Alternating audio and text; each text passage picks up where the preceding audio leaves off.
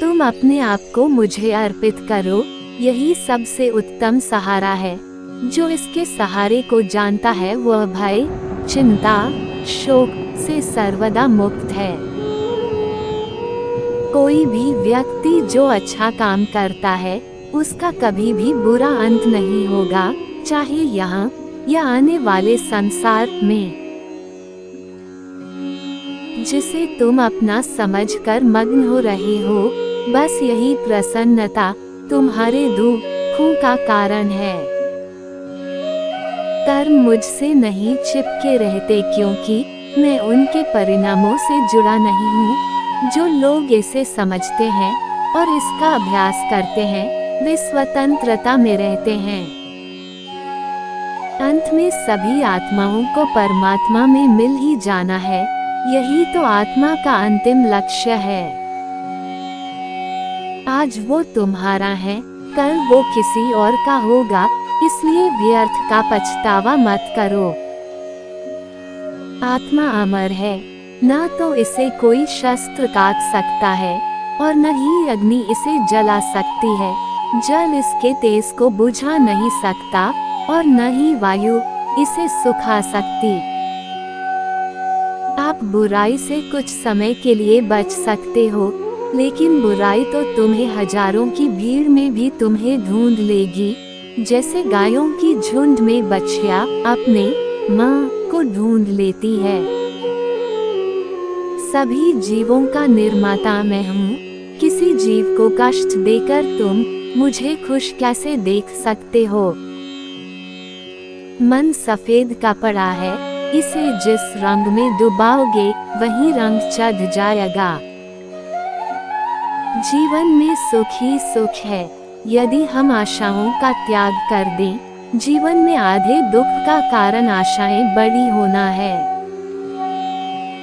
क्रोध की अवस्था में भ्रम जन्म लेता है। भ्रम बुद्धि को नष्ट कर देती है और बुद्धि के नष्ट होते ही व्यक्ति का पतन हो जाता है। मैं सभी प्राणियों को समान रूप से देखता हूँ। मेरे लिए कोई बड़ा छोटा, अमीर गरीब नहीं है। ना कोई मुझे कम प्रिय है, ना अधिक, लेकिन जो मेरी प्रेम पूर्वक आराधना करते हैं, मैं सदैव उनका हूँ। मेरा तेरा, छोटा बड़ा, अपना पराया, मन से मिटा दो, फिर सब तुम्हारा है और तुम सबके हो। हर किसी का जन्म किसी न किसी कारण से होता है, इसे पहचानो और बस कर्म करते रहो। कोई भी मनुष्य पूर्ण नहीं है, किसी न किसी में कोई ना कोई कमी होती है और हर किसी में कोई ना कोई अच्छाई होती है। इसलिए आपकी तुलना किसी से मत करो, बल्कि पूर्ण निष्ठा के साथ अपना कर्म करो। भगवान कृष्ण कहते हैं, खुद पर विश्वास करो और अपना कर्म करते रहो।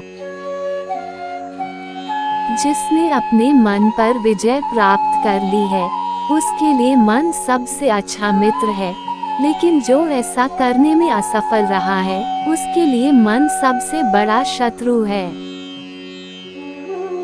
जीवन न तो भविष्य में है, न अतीत में है। जीवन तो बस इस पल में है। जीवन तो इस क्षण का नाम है।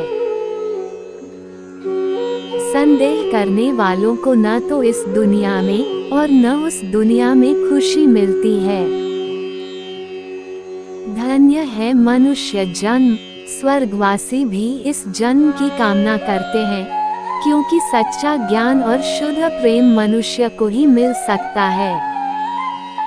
लोग अपने शरीर को सुंदर बनाने में लगे रहते हैं, पर आत्मा की सुंदरता शरीर की सुंदरता से कहीं ज्यादा महत्वपूर्ण है।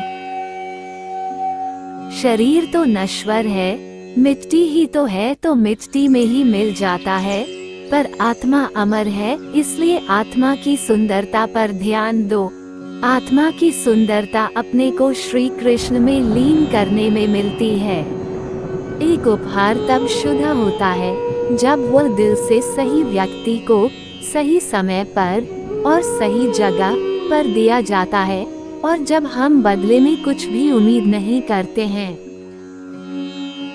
भगवान की शांति उनके साथ है जिनके मन और आत्मा में सामंजस्य है, जो इच्छा और क्रोध से मुक्त हैं, जो अपनी आत्मा को जानते हैं।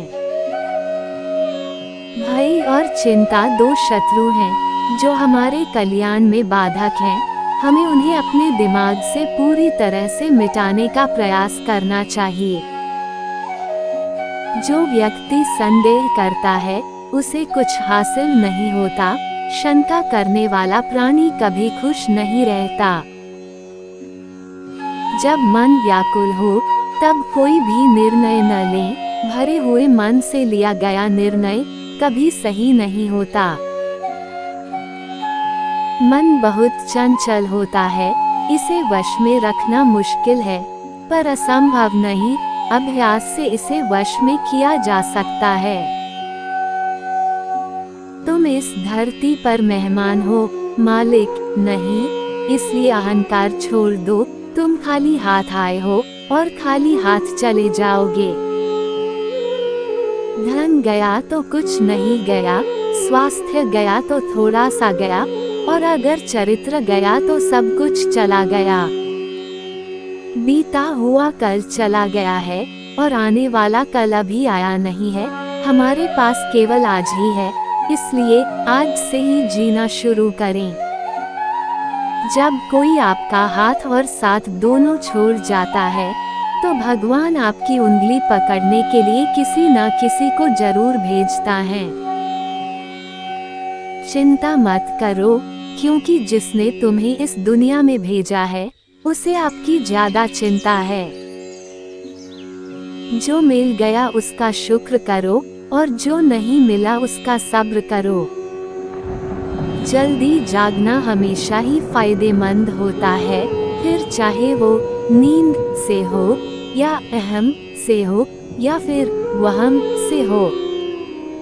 लोग रंग बदलते हैं और ऊपर वाला वक्त बदलता है।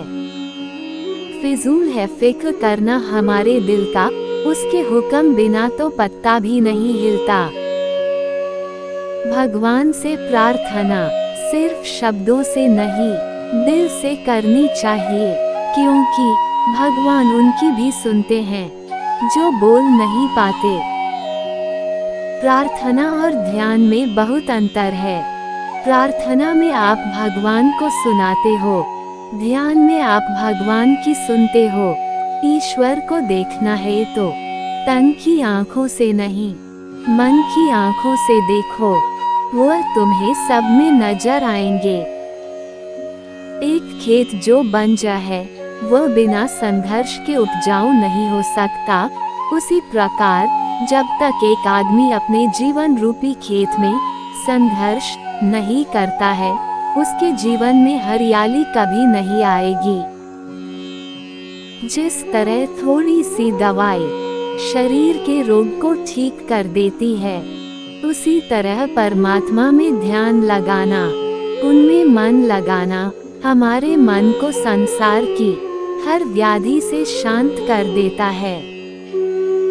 जैसे शरीर को स्वस्थ रखने के लिए व्यायाम जरूरी है, उसी तरह आत्मा के सुख के लिए ध्यान जरूरी है और परमात्मा को पाने के लिए समर्पण जरूरी है। दोस्तों, आशा है कि आपको वीडियो पसंद आई होगी। अगर आपको यह वीडियो अच्छी लगी तो वीडियो को लाइक जरूर करें और हमारे चैनल को सब्सक्राइब जरूर करें। आपका बहुत बहुत धन्यवाद।